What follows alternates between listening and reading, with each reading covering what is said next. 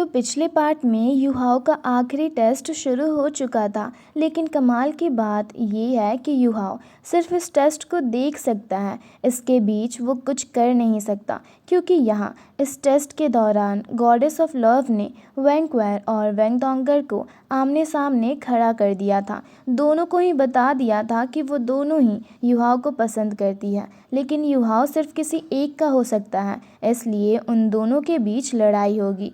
जो आखिरी तक सरवाइव कर जाएगा, युहाओ उसका हो जाएगा। अभी वैसे तो युहाओ सिचुएशन समझ चुका था, इसलिए वो उन्हें लड़ने से रोकना चाहता था, लेकिन एक बैरियर की वजह से युहाओ की कही हुई कोई भी बात उन्हें सुनाई नहीं दे रही थी।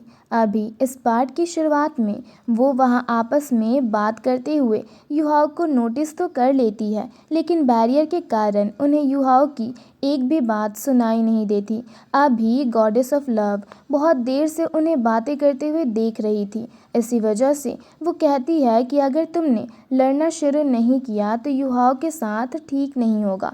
ऐसा कहकर वो युहाओ पर कुछ हमले भी करती है, जिससे युहाओ को चोट लग चुकी थी। साथ ही वो यहाँ वेंगडोंगर और वैंक्वेर के सामने उन्हें ये धमकी भी दे रही थी कि अगर उन्होंने अभी भी लड़ना शुरू नहीं किया तो वो युहाओ की जान ले लेगी। इतना कहकर वो युहाओ पर हमला करने वाली थी। इसी वजह से वेंगडोंगर और वैंक्वेर लड़ने के लिए तैयार हो गए। वैंक्वेर ने यहाँ अपना गोल्डन स्पेयर और वेंगडोंगर ने अपने बटरफ्लाई विंग्स एक्टिवेट कर लिए थे। साथ ही उसने अपना हैमर भी निकाल लिया था। दोनों ही एक दूसरे पर हमला करना शुरू करते हैं, लेकिन अचानक ही वैंक्वेर का अटैक जाकर वेंगडोंगर के कंधे पर लगता है। ये अटैक वेंगडोंगर ने जानबूझकर अपने कंधे पर लिया था। युवाओं को अभी जो दर्द हो रहा है, सेम वैसा ही दर्द महसूस करने के लिए। हालांकि ऐसा करने के बाद वो वैंक्वेर से कहती है कि उसके लिए ये फ़ाइट इतनी ज़्यादा आसान नहीं होगी,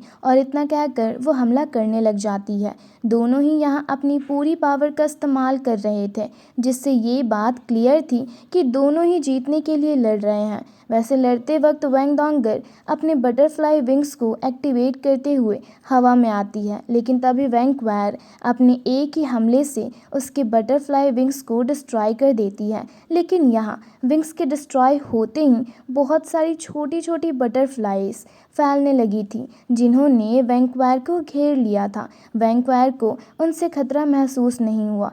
इस वजह से वो फिर से वेंगडोंगर पर हमला करने लगी, लेकिन तभी वो छोटी छोटी बटरफ्लाई ब्लास्ट कर जाती है, जिससे वैंक्वेर को बहुत ज़्यादा चोट आती है। वैसे उसने भी अपना गोल्डन स्पेयर वेंगडोंगर की तरफ भेज दिया था, जो कि सीधा जाकर वेंगडोंगर को लगता है, लेकिन सही समय पर उसने एक इल्यूजन क्रिएट करके खुद को बचा लिया। हालांकि यहाँ इल्यूजन से उसने खुद को बचा तो लिया, लेकिन फिर भी उसे भी अच्छी खासी चोट लग चुकी है। अभी इतनी चोट के बावजूद भी दोनों फिर से एक दूसरे पर हमला करने लग जाते हैं। वहाँ दूसरी तरफ बैरियर के पीछे से युहाओ आवाज़ लगा रहा था कि ये बस उस गॉडेस ऑफ लव की चाल है, उन्हें लड़ने की ज़रूरत नहीं, लेकिन वो दोनों सुन ही नहीं रही थी। अभी गॉडेस ऑफ लव युहाओ के पास ही खड़ी हुई थी, लेकिन युहाओ उसे इविल गॉडेस ऑफ लव कहकर बुला रहा था, क्योंकि गॉडेस ऑफ लव कभी ऐसा नहीं करती।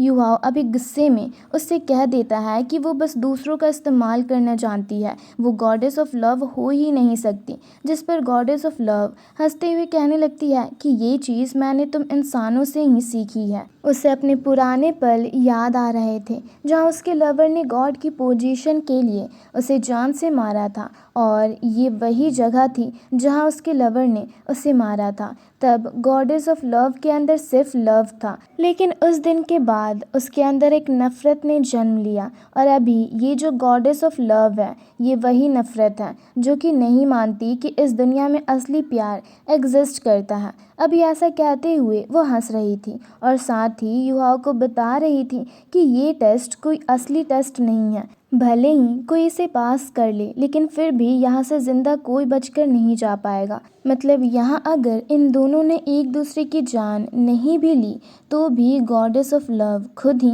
उन दोनों को जान से मार देगी। युहाओ अभी ये सुनकर बहुत ज़्यादा हैरान था। वैसे अब तभी आसमान से अजीब सी एनर्जी करना शुरू होती है, जिसे देखकर गॉडेस ऑफ लव भी बहुत ज़्यादा हैरान थी। वो तुरंत यहाँ युहाओ को छोड़कर ऊपर की तरफ आने की कोशिश करती है और उसे पता चलता है कि ये डिवाइन एनर्जी असल में तांग सेन की थी। वो यहाँ सभी को बचाने के लिए आ रहा था। हालांकि गॉडेस ऑफ लव उसे देखते ही उस पर हमला कर देती है, लेकिन तांग सेन ने अपनी एनर्जी से इजीली उसके टेंटिकल्स को डिस्ट्रॉय कर दिया था। अभी तांग सेन गॉडेस ऑफ लव को रुकने को कहता है, साथ ही वापस से डिवाइन रेलम में आने को कहता है, लेकिन गॉडेस ऑफ लव हंसने लगती है और कहती है कि नहीं, मैं यहाँ से नहीं आने वाली और तुम भी यहाँ कुछ नहीं कर सकते। असल में डिवाइन रेलम के कुछ रूल्स हैं जिनके मुताबिक कोई भी गॉड धरती पर अपनी पावर्स का इस्तेमाल नहीं कर सकता, मतलब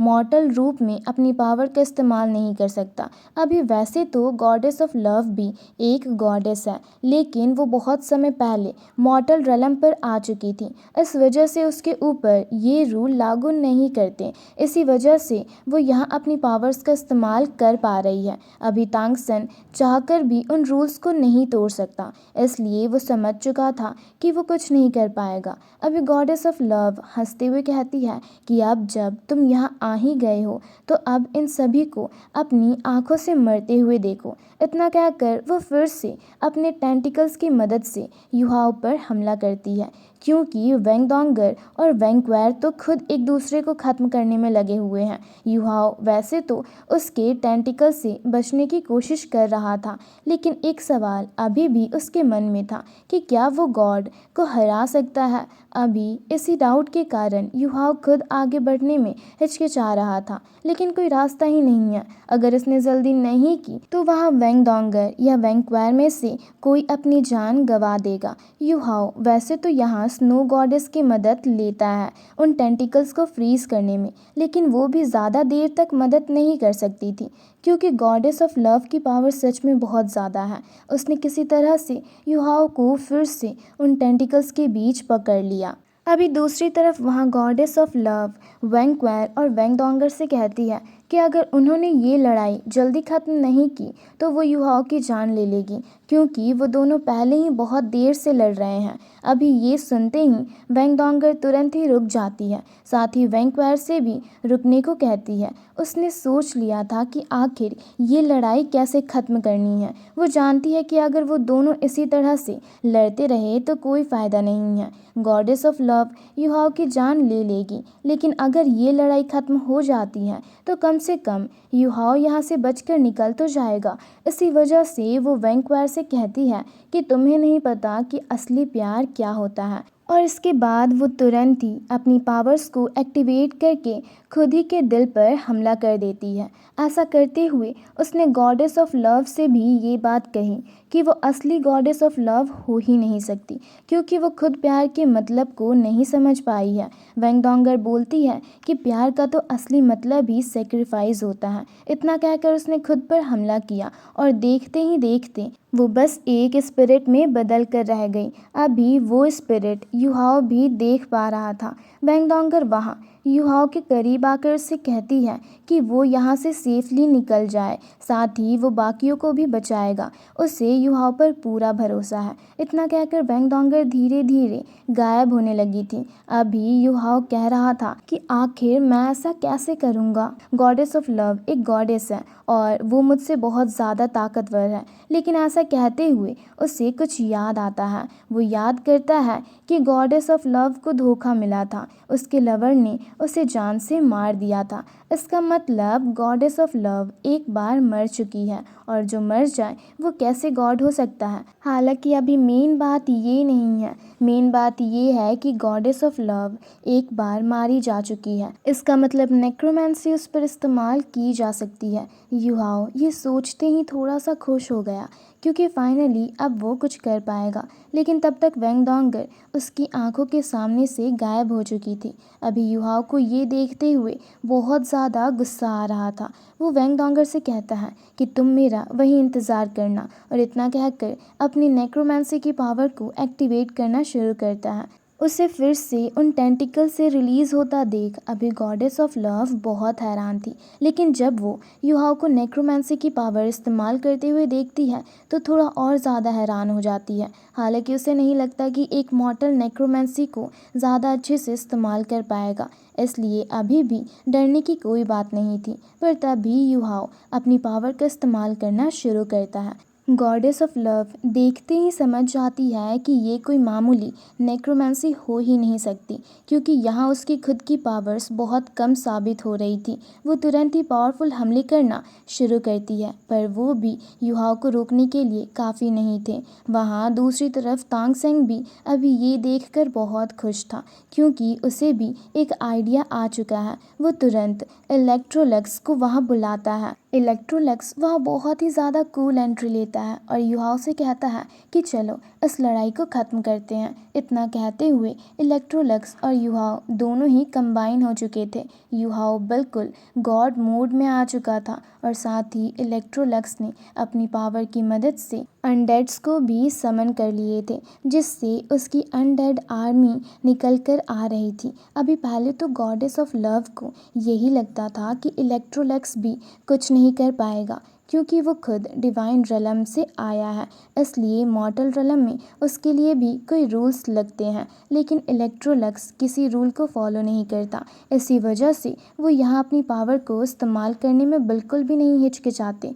अभी वैसे तो गॉडेस ऑफ लव अपनी आर्मी की मदद से हमला कर रही थी, लेकिन अनडेड आर्मी ज़्यादा ताकतवर साबित होती है और इसलिए गॉडेस ऑफ लव की आर्मी यहाँ ख़त्म हो जाती है। बाद में इलेक्ट्रोलक्स अपनी डिवाइन एनर्जी की मदद से सीधा गॉडेस ऑफ लव के अंदर उस ईविल गॉडेस की स्पिरिट पर हमला करता है, जिसके बाद हम देखते हैं कि वो ईविल स्पिरिट अब वापस डिवाइन रलम की तरफ जाने लगी थी। इसका मतलब इलेक्ट्रोलक्स ने गॉडेस ऑफ लव को उस ईविल गॉडेस की स्पिरिट से आज़ाद करा दिया। इसी बीच हमें गॉडेस ऑफ लव की असली स्पिरिट को भी दिखाया जाता है, जो कि अभी युहाओ और इलेक्ट्रोलक्स को शुक्रिया कह रही है, लेकिन यहाँ उसकी बातों से ऐसा महसूस हो रहा था जैसे कि वो इलेक्ट्रोलक्स को नहीं जानती। हालांकि अब इसी के साथ ये पार्ट यहीं पर ख़त्म होता है।